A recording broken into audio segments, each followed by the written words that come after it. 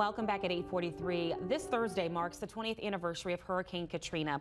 Many filmmakers across the country and really world are highlighting our journey over the past 2 decades.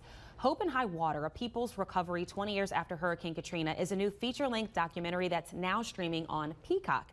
This morning, we're joined by Adrinda Kelly with a closer look at the film. Kelly is the executive director of BNOLA and appears in this film as one of the leaders shaping the future of Black educators and students in New Orleans. Adrinda, good morning. Thank you so much for being with us. We were just talking in commercial break. There are so many layers to what happened in the city, in this region 20 years ago and since, but these stories are being told, and that's the biggest and best part about it all. Absolutely. Talk about this film that you're a part of and your role. Yeah, absolutely. So it's a beautiful film. Tremaine Lee is the producer. He's a Pulitzer Prize winning journalist.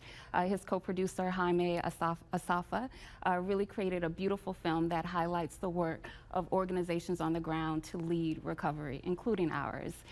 It covers 4 areas: public education, transformation of public education in New Orleans, food access and maternal health inequities, environmental issues. Of course, coastal erosion is a big issue area for us. And frankly, it talks about the untreated trauma and sort of the consequences of that untreated trauma in our community. And we know that is a big part of the conversation of the last 20 years after Hurricane Katrina. Talk about your role in this film and your role in this city over the last 20 years. Yeah, so BNOLA is an organization that focuses on supporting Black educators to do their best work. And so in the film, I'm talking about the role of community and culture in asking and shaping the necessary questions in how our public education recovery moves forward.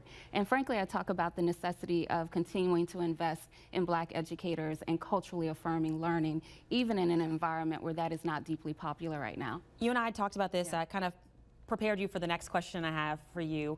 I was telling you how there are so many documentaries out right now on all these different streaming platforms, talking about Hurricane Katrina itself, and of course how this region has changed or not changed since, for the good or the bad. With this film and even with these other films, what do you want people to take away, especially this week, and especially people who are not from this area and people who are not connected to this area at all? Yeah, I mean, 20 years is a generation. Yeah, okay, that's a few generations. That is a few generations. And so I think what the film does so beautifully, and what I want people to most take away, is that we are still here, that there are organizations and individuals who have been on the ground leading our recovery, and they need to be supported. Their visions for what our cities need to be and our communities need to be should be supported.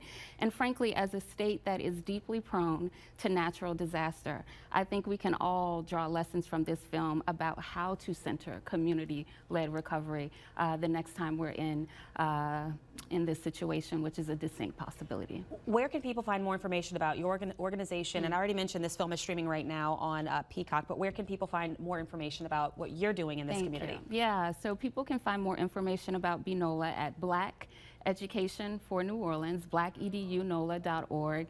And I would love for folks to come out to some of our upcoming events to continue this conversation about the importance of community being at the center of how we imagine our future forward. And you mentioned that you want people to know that we're still here. Yes. And we are still recovering. Yes. New Orleans is not totally back. There's still so many things that we're working on and trying to improve. Yeah. But it's a process that is in progress. It is in progress. Well, Adrinda, thank you so much for your time this morning. We appreciate you. Thank you. All right, let's get over to meteorologist